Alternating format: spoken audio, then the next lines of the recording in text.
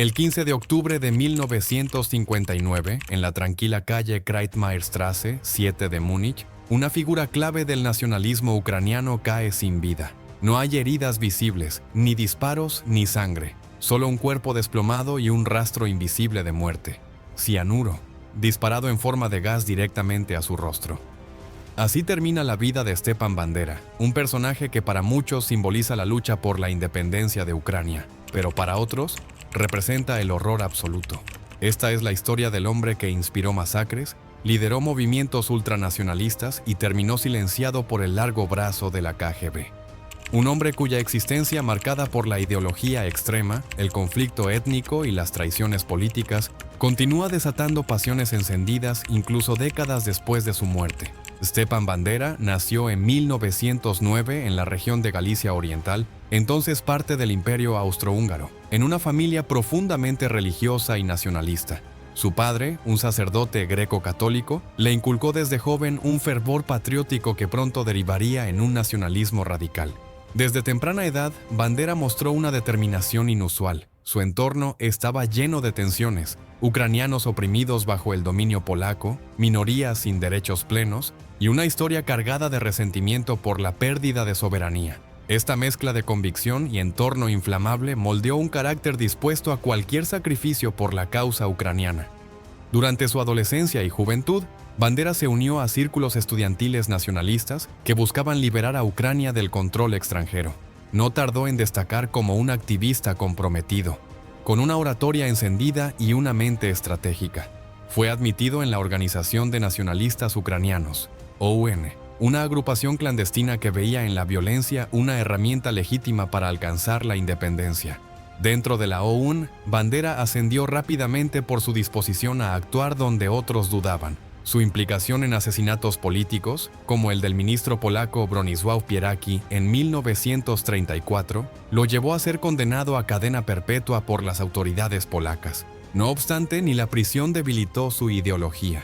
Incluso tras las rejas, Bandera se convirtió en un símbolo entre los nacionalistas. Su tiempo en prisión fue aprovechado para afinar su pensamiento político, escribir manifiestos y consolidar su influencia.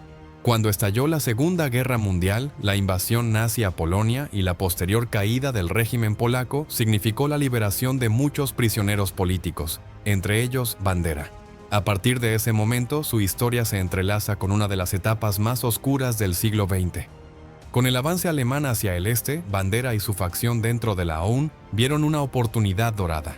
Creían que apoyando a la Alemania nazi podrían asegurar el establecimiento de un Estado ucraniano independiente. Así, en junio de 1941, al proclamarse la independencia de Ucrania en la ciudad de Lviv, Bandera se presentó como el líder del nuevo Estado.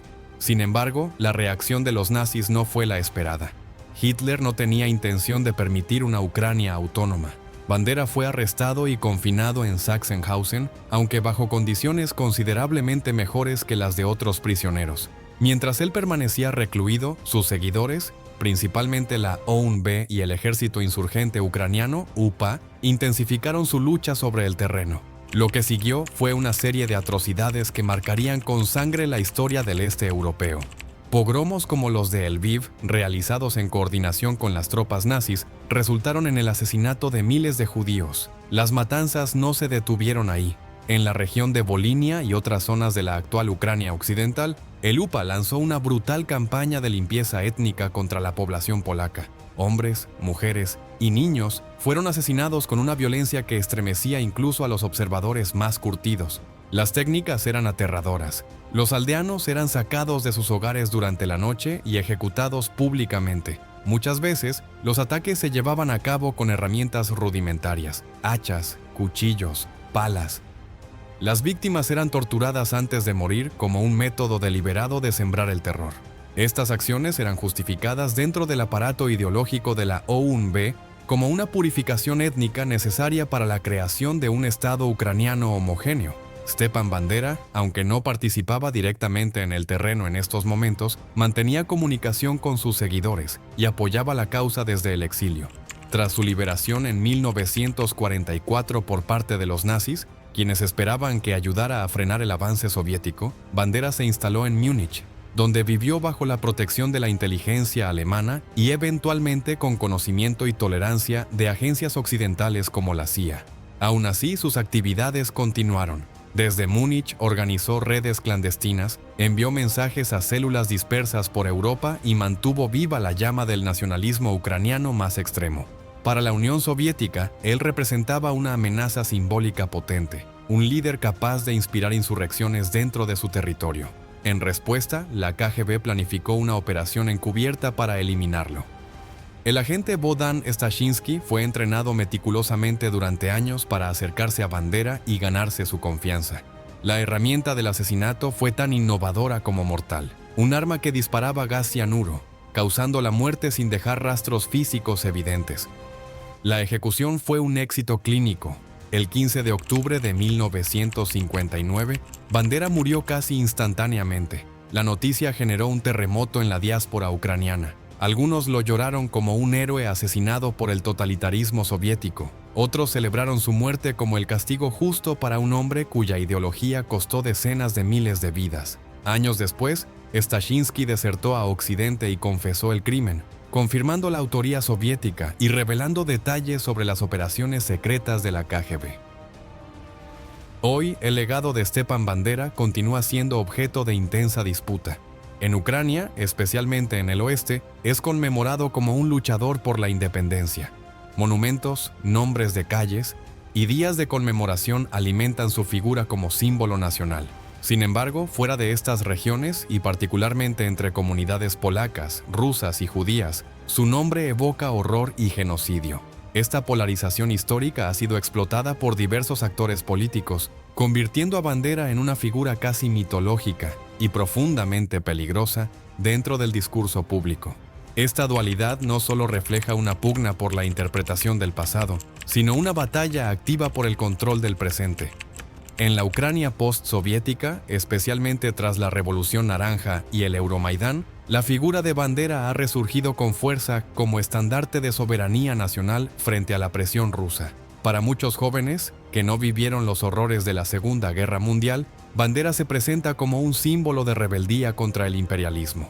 Pero esta reivindicación ha generado una tensión cada vez más palpable con países vecinos y organismos internacionales, que advierten del peligro de glorificar figuras manchadas por crímenes de guerra y purgas étnicas. Las consecuencias no son únicamente simbólicas. La rehabilitación de Bandera en ciertos sectores ucranianos ha sido utilizada por el Kremlin como justificación propagandística para su intervención militar, alimentando el discurso de desnazificación con el que ha intentado legitimar la invasión de Ucrania.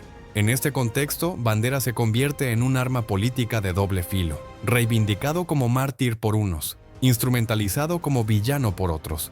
La historia, sin embargo, no admite simplificaciones. Ignorar las masacres del UPA o minimizar su responsabilidad en la muerte de decenas de miles de civiles es tan peligroso como borrar el contexto de ocupación, represión y desesperación en el que surgió su movimiento. El legado de Stepan Bandera, por tanto, no puede ser reducido a una sola narrativa. Representa uno de los ejemplos más brutales y complejos de cómo el nacionalismo extremo puede construir héroes a partir del horror, y cómo el pasado, lejos de estar enterrado, sigue moldeando el presente con manos invisibles. Stepan Bandera encarna la dualidad más perturbadora de la historia, la del libertador que fue también verdugo. Su vida y muerte nos obligan a mirar más allá del blanco y negro. Nos desafían a reconocer que, en tiempos de guerra, los héroes pueden nacer de las sombras más oscuras. Si esta historia te ha estremecido, no la dejes caer en el olvido. La historia no solo se escribe con tinta, sino con memoria colectiva, con voces que se atreven a cuestionar, a descubrir lo que otros prefieren enterrar. Suscríbete al canal para seguir explorando relatos incómodos, episodios silenciados y figuras polémicas que cambiaron el rumbo del mundo. Aquí no encontrarás versiones edulcoradas, sino verdades crudas que invitan a pensar. Participa en los comentarios. ¿Fue Stepan Bandera un héroe nacional o un verdugo sin piedad? ¿Un mártir de la independencia o el rostro más brutal del extremismo? Comparte este video con quienes creen que ya lo saben todo, porque solo enfrentando los matices podemos comprender la complejidad de nuestro pasado. Recordar no es revivir, es resistir al olvido. Y entender la historia, sin filtros ni fanatismos, es el primer paso para no repetirla.